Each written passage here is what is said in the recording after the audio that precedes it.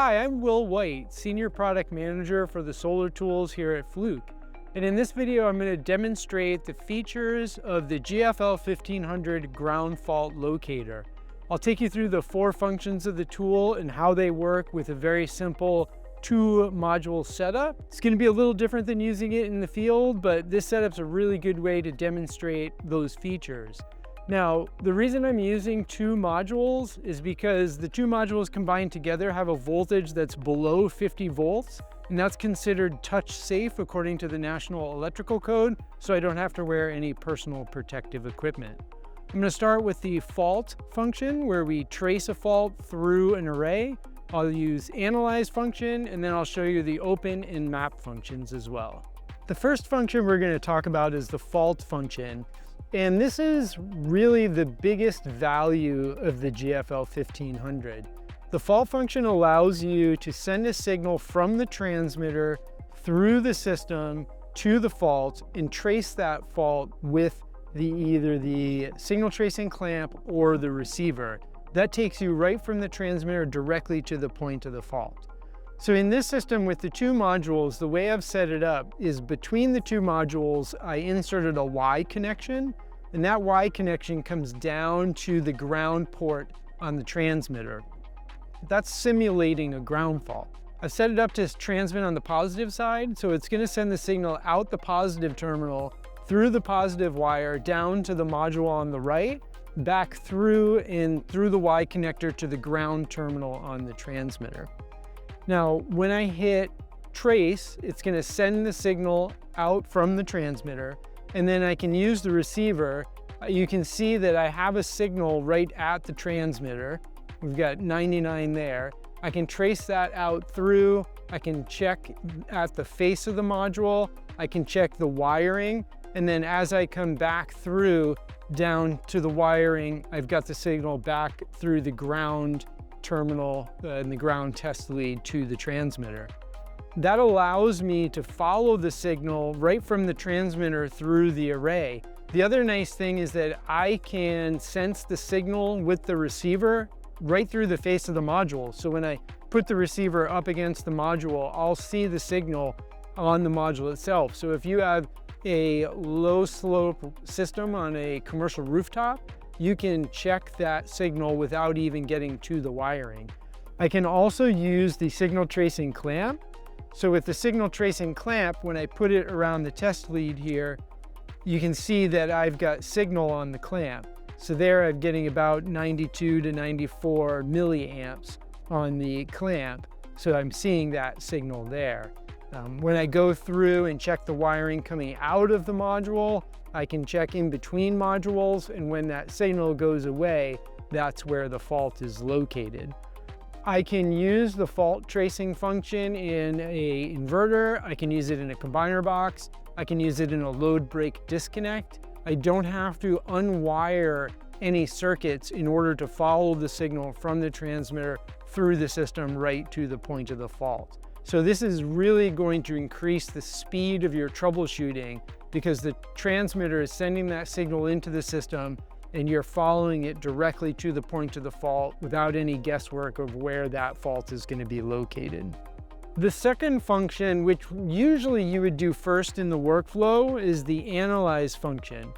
Analyze function takes voltage measurements. It's going to measure between positive and negative to get your open circuit voltage. Then it's going to measure from positive to ground and negative to ground to see if there's any voltage between those points. If it measures voltage to ground, it's going to use an advanced algorithm to determine the resistance of the fault that's present. That will be given in several ranges. There's a low range, below 5 kilo ohms, below 10 kilo ohms, and then higher resistance as the resistance goes up. So let's go ahead and test it.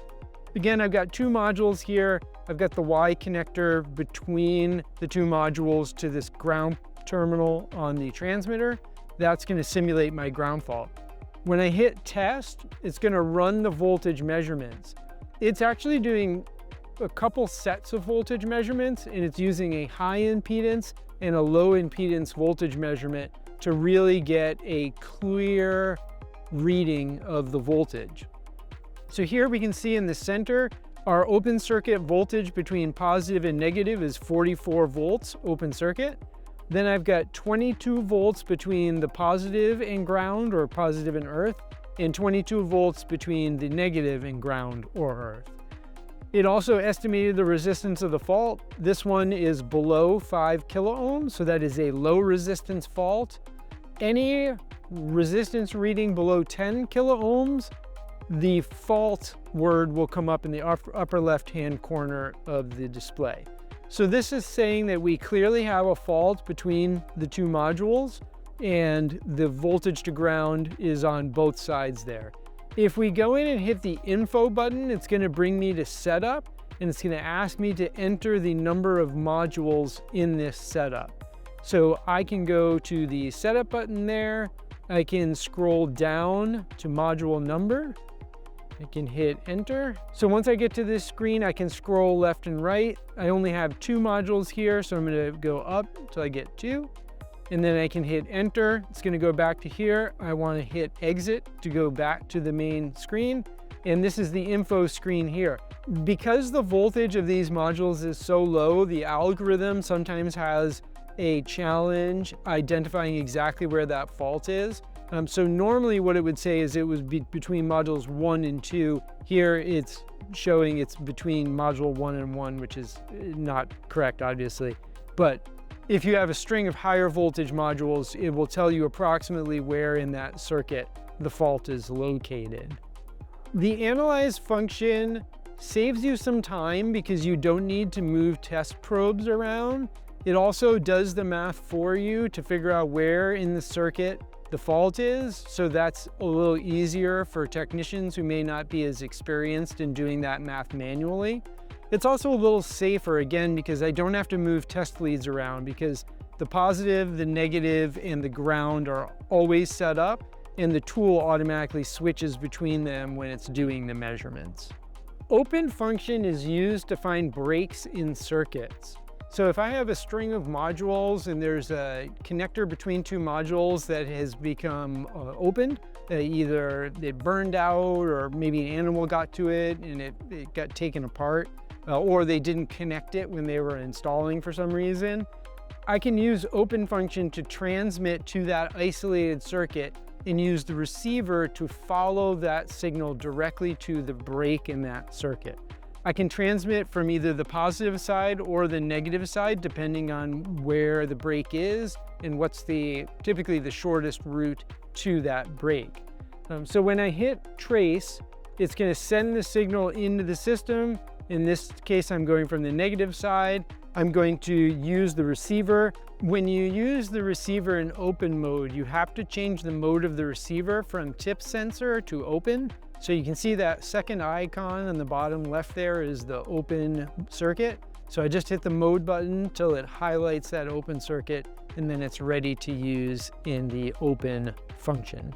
And then I'm transmitting from the negative, so I can come up, I can measure the signal there. There I can clearly see I've got signal on the negative side. If I go to the positive side here, I should have no signal there. This is really helpful for finding those breaks faster.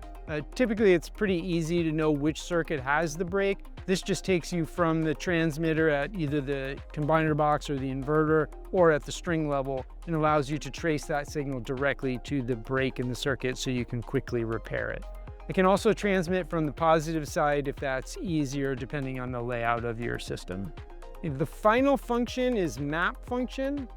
Map function is used to find where a circuit is within an array.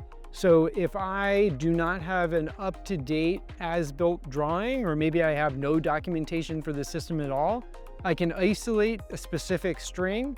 I can transmit in map function. What it's going to do is it's going to send the signal out of the positive terminal through the circuit and back to the negative terminal. Now I can use either the receiver or the signal tracing clamp to follow that signal from the transmitter directly into the array. Like fault function, I can use the receiver directly on the face of the module to see that signal. So if I have a rooftop mounted system, I don't need to get to the wiring. I can just follow it right through the face of the module. When you're using the receiver, it's really important that you line the receiver up with the wire properly. You want the tip of the receiver to be parallel with the wire, and you want the body of the receiver to be perpendicular to the wire. So that's going to give you the best signal when you're tracing using the transmitter. Thank you for joining me for this video demonstrating the functions of the GFL-1500 ground fault locator. For more information, visit fluke.com, where you can find videos, manuals, and other resources.